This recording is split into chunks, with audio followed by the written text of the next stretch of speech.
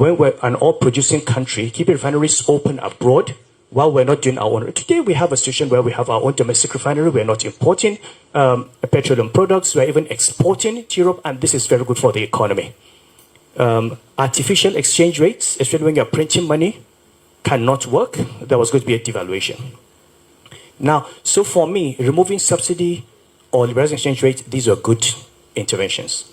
Now, were they done at the right time? Those are certain questions.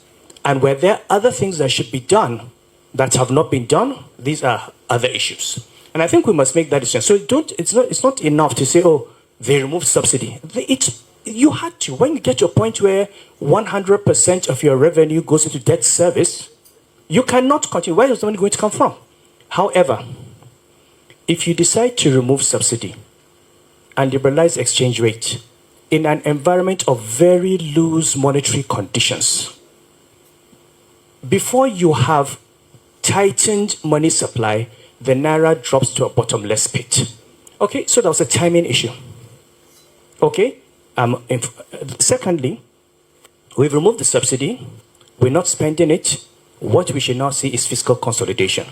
You cannot remove wastages and continue borrowing higher thing. And I've said this before. So you need to see the benefits. So if you're not paying the subsidy and you've got the money, why are we still borrowing and borrowing? What are we borrowing for?